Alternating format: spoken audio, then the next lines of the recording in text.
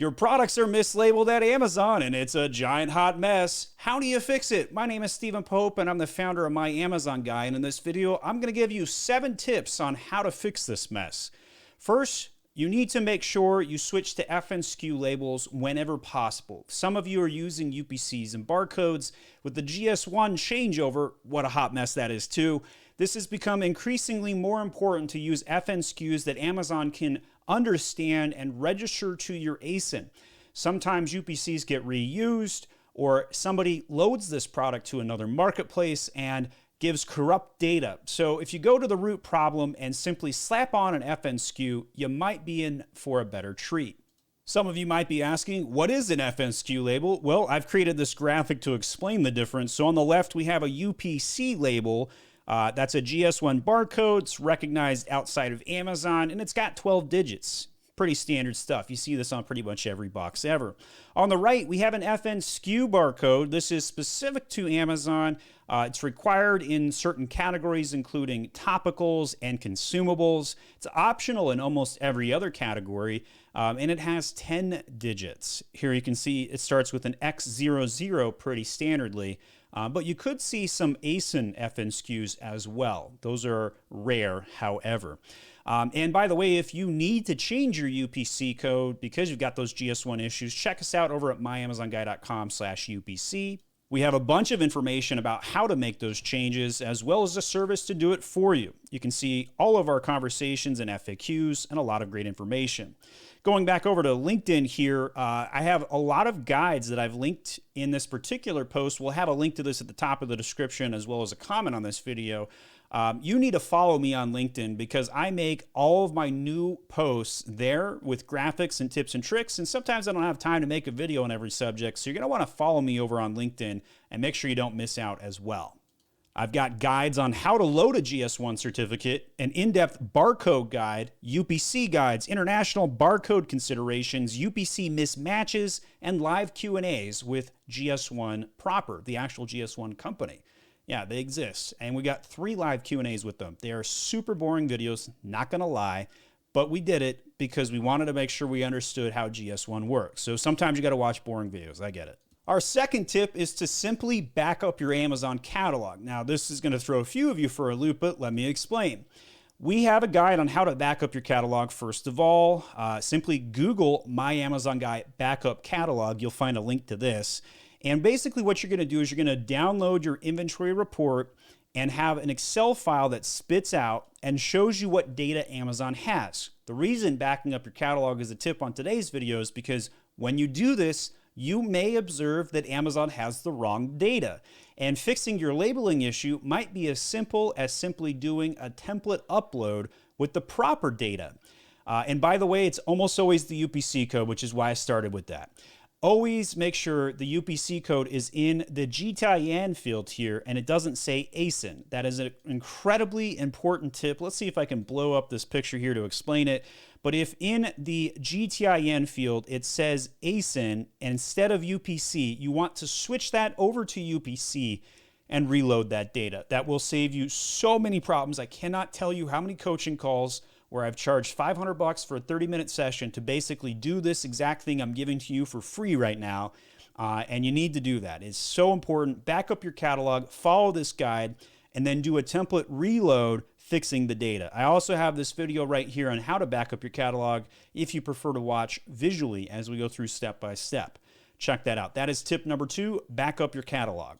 Tip number 3 is to break up your shipments, specifically send in single SKU shipments.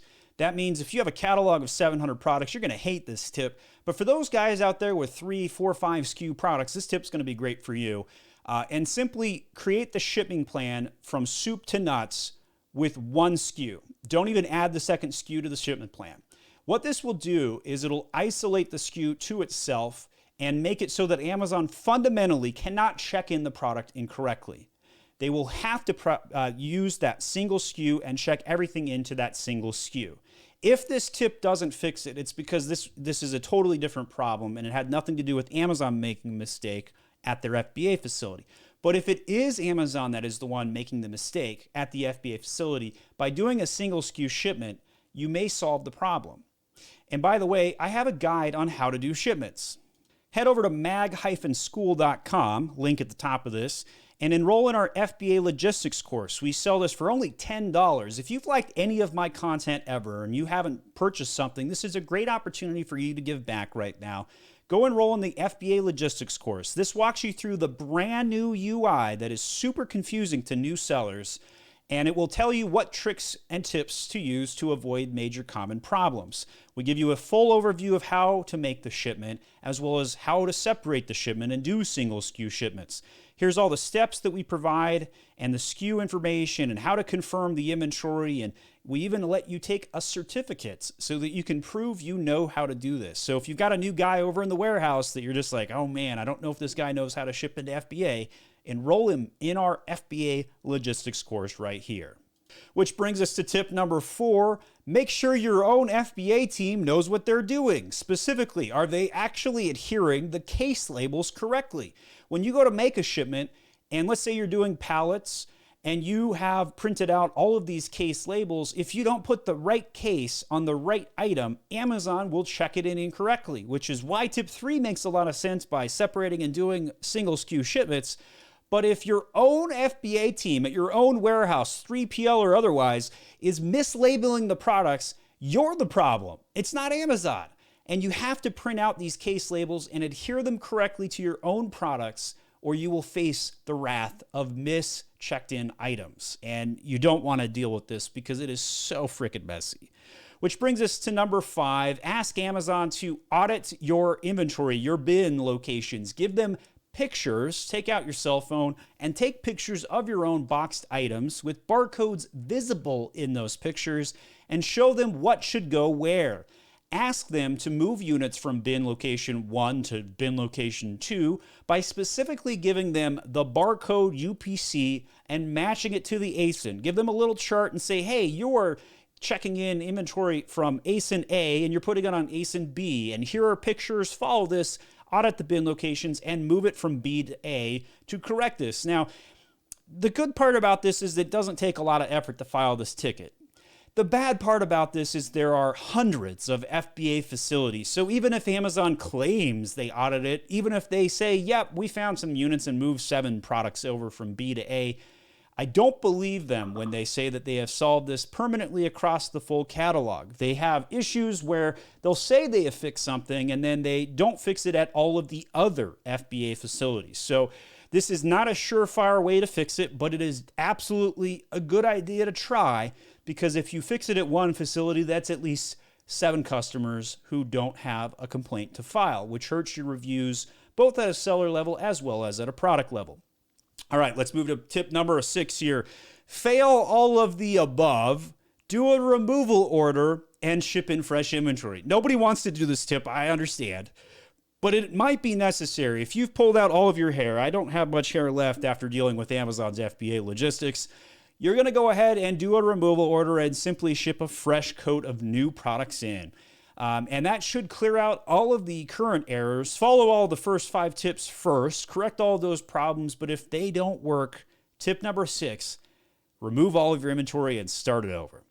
Finally, tip number 7, if the first 6 tips fail, do FBA, do FBM instead of FBA, and stop shipping in FBA.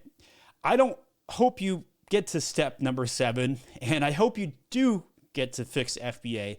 But if you don't, you're stuck with FBM. There is no other solution to fixing out Amazon problems other than the 7 steps I've given you here. So if all of those steps fail, just ship it yourself. Quite frankly, if you don't have a warehouse or a 3PL right now, you need one, and you need to make sure you have that capacity, because in Q4, Amazon is going to limit the inventory you can ship in anyway. So it behooves you. Take those steps and procedures now. Make sure you can ship FBM. And by the way, the next video you need to watch is how I duplicate the SKUs so you can do FBA and FBM simultaneously. Watch my duplicate SKU video next. Thanks for watching.